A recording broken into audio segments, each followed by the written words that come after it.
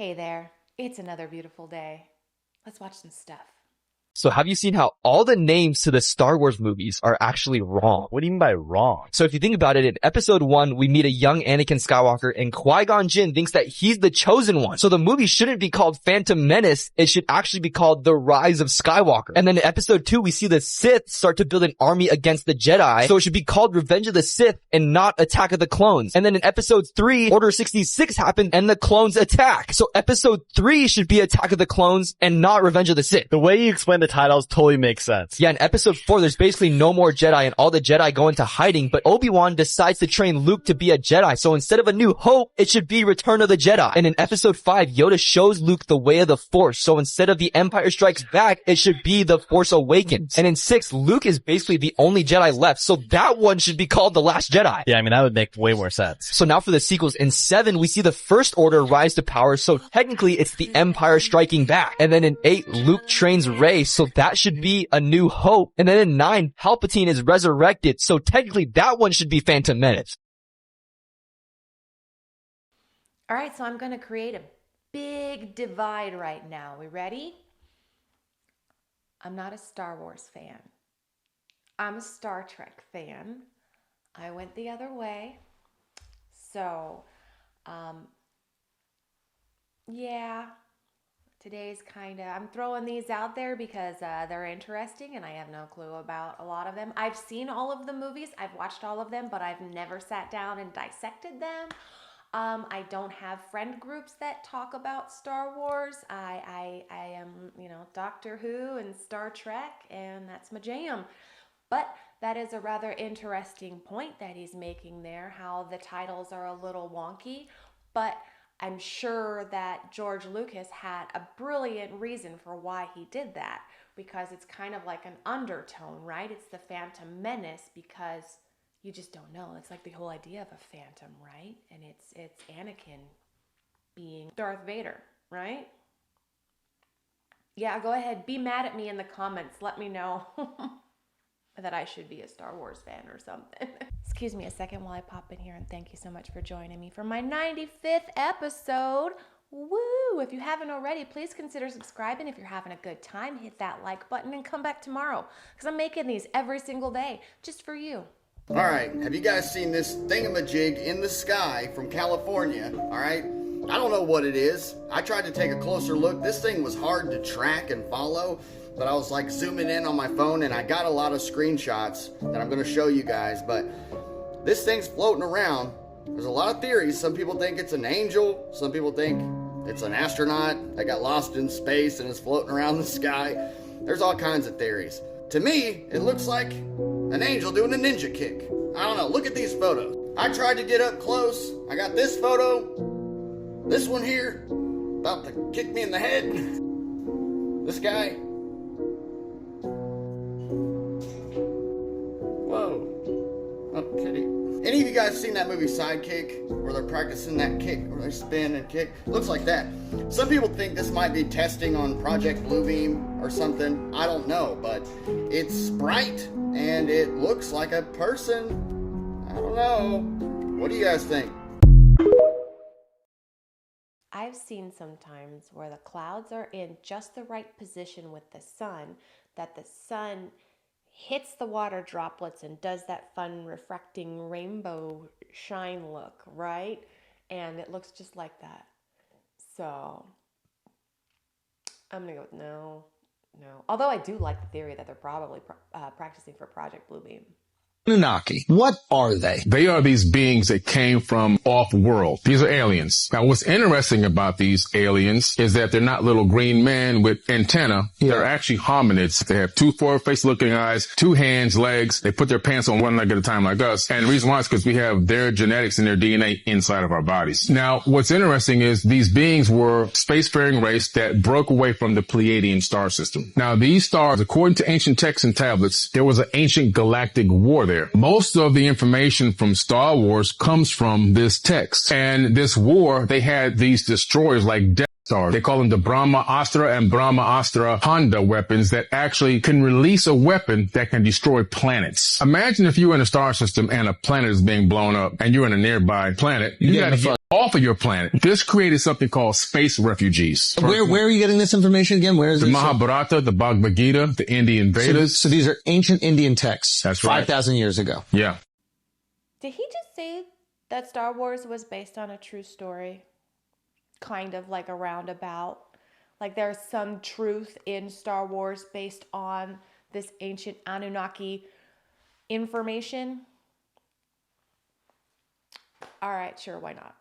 The chair of Montauk is what made it all possible. It's what they basically took and made Stranger Things, bro. Stranger Things was going to be called Montauk. I'm just saying. This is the Montauk Air Force Base. So the chair of Montauk, or the Montauk chair, was a mind-reading device. It was a giant metal chair with coils and sensors attached to it. It was then attached to a bunch of channels, receivers, and a supercomputer. Now, Duncan Cameron, which this is Duncan Cameron, him being psychically gifted was essential to this. They basically found that if they shocked him with different frequencies of electromagnetic energy, they could control his emotions. They could even make him sleep. But they found out that they could create a seeing eye. If they had a lock of someone's hair or anything that connected you to another person, you could see through their eyes. You could feel what they feel, taste what they taste, hear what they hear, see what they see. They used this to figure out how they could control people. They loaded programs into people. Then to top it off, you could make things appear in real life. The Montauk Monster. So I never watched the Stranger Things series. I thought it was a kid's show because my daughter watched it. And I was like, okay, I never got into it. But I do know about the Montauk chair and the psychological warfare experiments that were supposedly going on there at Camp Hero. And I don't know why he decided to connect the Montauk Monster with the Montauk chair, because they're like 30 years apart. Camp Hero has been non-op since the mid-'80s, right? Something like that. And the Montauk Monster appeared, 07, 08? In that range. So it's a little far apart to be putting them together. But the Montauk chair, that is quite a story as far as, how they were trying to use it for psychological warfare. There's a famous Sumerian cylinder scroll. You see an Anunnaki god, you call him a god with a lowercase g, it ain't the God. Okay, we know God, there's a God for real, but that ain't the God. They called him a god because these people didn't understand. These people had advanced technology. He's sitting on this box. This box has a symbol for magnetism on it. There's this tripod thing up in the air, and it's got this disc. Underneath the disc is a gigantic stone table, and there's human beings. You can tell they're human because their height compared to this guy, they're tiny. And a human is picking it up with one hand. That disc is a cymatic frequency. I found the exact frequency. It creates that exact same cymatic pattern. Cymatic frequencies and magnetism, electromagnetism and cymatic frequencies, in some way together, they combine those two things to reduce the weight. They didn't make them completely weightless, but they significantly reduced the weight of a lot of the stones. The second thing is, Thoth gives away something else in the Emerald Tablets. He utilizes cymatic frequencies and photons to manifest solid matter. So I originally pulled this video because we were talking about how the Iraq War was a front for the Americans to go in and get more of these cylinder seals, right? And to get the technology that was left behind by the Anunnaki imprinted in those seals. And he started talking about the cylinder scroll, and so that's why I thought it was going to talk about, these cylinder seals. Well, obviously it did, because the cylinder scroll had this somatic resonance, this somatic frequency that helped them, lift the huge freaking blocks to build the pyramids, right? That's freaking rad. So no wonder they wanted to go in and find more information about this technology. I don't know if they're just trying to keep it under wraps or what's going on. I mean, we were there for so long. Was it the cylinder seals, or was it the stargates, or, what's going on? What are they hiding? I have this poster that exposes every conspiracy theory on the planet. Today, we will decode the truth on the ancient star, Iapetus. Iapetus is Saturn's third largest moon and is comparable to the Death Star in Star Wars. This strange moon has a circular opening just like the Death Star. There is also an interesting ridgeline that spans the length of said moon. If you ask me, that ridgeline does not look natural by any means. God doesn't create in straight lines. There is a conspiracy that this, in fact, used to be a Star, and what we see now is what remains. Obviously, that sounds insane. But there is more than one moon in our solar system that looks like a Death Star. Take Mimas, for example. It is also one of Saturn's moons. Two moons very close to each other, both displaying characteristics of stars. Interesting. Long ago, there was a war in our solar system. During this war, a planet named Maldek was destroyed. We humans now call that planet the asteroid belt. Could this be the doing of the ancient Death Star, Iapetus? All right, Star Wars fans, let me hear you. What do you have to say? What do you think? Think that's true? Think it's accurate? Let me know what you think. I think it's pretty neat. I think maybe it was imaged off of that particular moon, perhaps. Or is it a historical account? Let me know.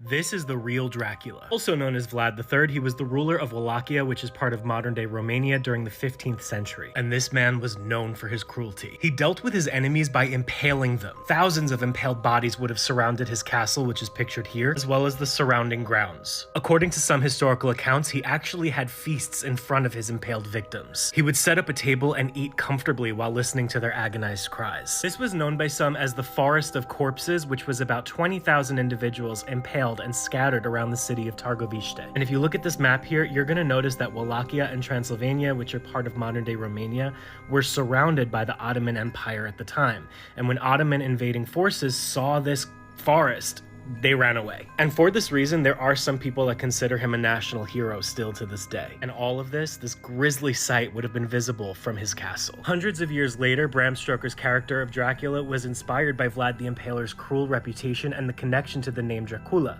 which carries connotations of darkness and blood. And believe it or not, the British king is descended from him. Or if that's not confirmed, at least they are very distant cousins. It's believed that King Charles is Vlad's great-grandson 16 times removed through Elizabeth II's grandmother, Queen Mary. Historians and genealogists also suggest that both Vlad and the British royal family might share a distant ancestor in the form of Fernando I of Castile and Leon. Even without the confirmation of direct descent, the intermarriages of royal families across Europe over 1,000 years would make them cousins at best. Is the king aware of this, though?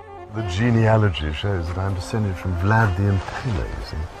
So I do have a bit of a stake in the country. So there you have it. Dracula was real. He wasn't a vampire, but he was real. And his descendants are in Buckingham Palace today. So a weird thing happened while I was looking this up. This was suggested over on my Facebook page. Thank you, Terry. Appreciate it.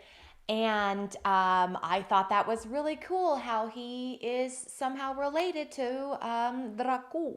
And I love it.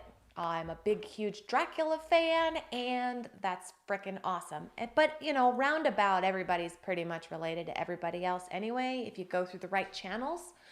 But this particular thing popped up and it blew me away. And since we're talking about Star Wars today, it kind of ties in a little bit. Don't get mad at me, but check this out. I was today years old when I found out that Walt Disney is related to Prince Charles and Vlad the Impaler, aka Dracula.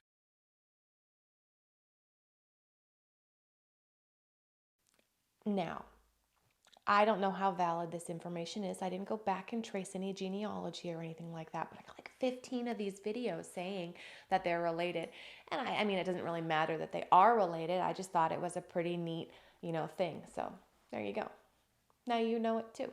Does E.T. know how to use the Force? Throughout the entire movie, E.T. shows signs of him using the Force. He heals people, controls people, and he even uses telekinesis. He also sees a kid dressed up as Yoda for Halloween, and E.T. moves towards him, saying, "Home." Home.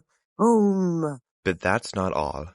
There is a scene in Star Wars The Phantom Menace where you can literally see the E.T. species. Now the only question left is E.T. a faithful Jedi or an evil Sith Lord?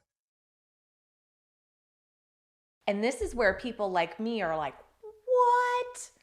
What? I had no clue. I didn't even put that together. Never, not once. I watched them. I saw the movies. I've seen E.T. No, not even once. And people who are like diehard Star Wars fans are like, duh. Which are you? Are you a duh? Are you what? Because I am totally no idea. No clue. Bubble. Exchange program is a conspiracy theory that's been making waves for quite some time. This theory suggests that the U.S. government has been involved in an interstellar exchange program with extraterrestrial beings from a planet called Serpo, located in the Zeta Reticuli star system, the same system believed to be home to the gray aliens. The beings from Serpo, often referred to as Ebens, are said to be quite different from the Greys. They're described as being humanoid, standing about 4 to 5 feet tall, with a skin tone that ranges from olive to pale yellow. Their eyes are slightly larger than ours and almond-shaped, but not as large as those of the Greys. These unique features have made them a subject of intrigue in the world of alien conspiracy theories. A central aspect of the Project Serpo theory is the advanced technology possessed by the Ebens. It's believed that they have mastered interstellar travel, using a propulsion system that allows them to traverse the 39 light years between Earth and Serpo in just a few months. This technology could potentially explain some of the UFO sightings that have been reported over the years. According to the conspiracy theory, the U.S. government has been in contact with the Ebens since the 1940s. The story goes that after a UFO crash in New Mexico, the government recovered a surviving Eben, who then facilitated communication between Earth and Serpo. This led to the establishment of the Project Serpo Alien Exchange Program in the 1960s, where 12 humans were allegedly sent to Serpo to live among the Ebens for over a decade. The purpose of this exchange program remains a mystery. Some believe it was an attempt to foster diplomatic relations between Earth and Serpo, while others suggest it was a scientific mission aimed at gaining knowledge about the Ebens and their advanced technology. There are even theories that suggest the Ebens are helping humanity advance technologically and spiritually. Hold the phone. Did he just say humans went to live on a planet, Serbo, for a decade? It was an exchange program, and this is the first time hearing about it. That is fantastic. I love learning about new alien stuff, and I am just so jazzed. I'm going to have to look it up, and I'm going to bring it to you tomorrow because I am done for today. I thank you so much for joining me. I totally appreciate every single second of your time. May the 4th be with you, and come back tomorrow. We're going to learn about this Serbo stuff because that sounds like fun. Have a wonderful day.